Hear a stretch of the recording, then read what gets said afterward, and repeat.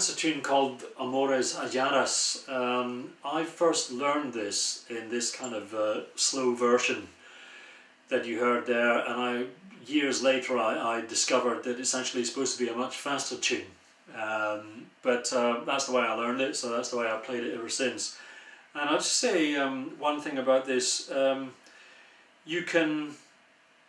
Let me play how the tune is supposed to go.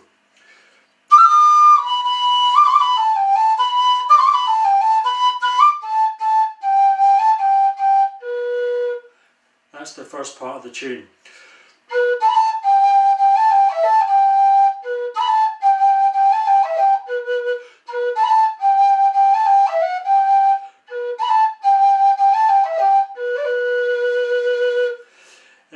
So that's it's a kind of weird range that tune has.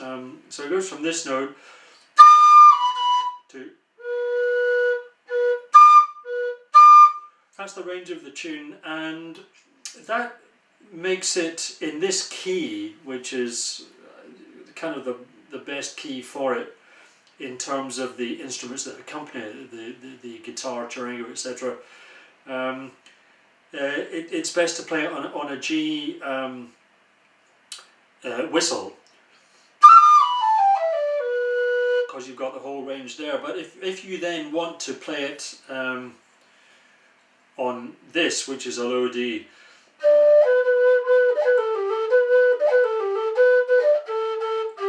you're an octave lower, but you haven't got that low, the low note is not there, because you can only go down to, and that would be the equivalent of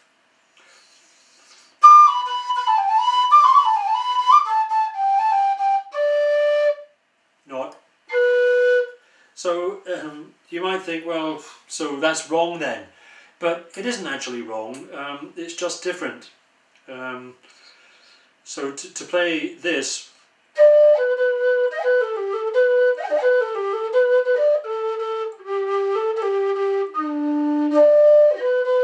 is absolutely fine. It's slightly different, but it's completely acceptable.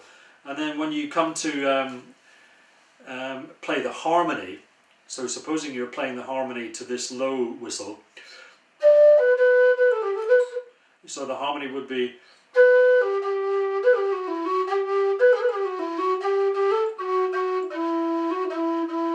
and now you're really struggling because the tune goes down to, and your harmony, it goes ba, but again you haven't got that note. So what do? You just make the harmony go,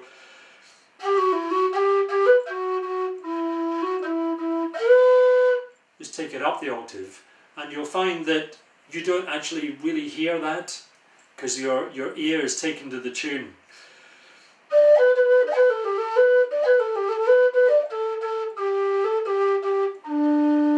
That's the note you hear, and the fact that the harmony has gone up to, your ear just doesn't somehow compute that, so the harmony works. So that's the kind of thing you can do. You know, you're not really ruining the tune by doing any of that. You're just adapting it in order to make it kind of more interesting, and you know, make the arrangement more interesting. Anyway, that wraps up Amores Halladas.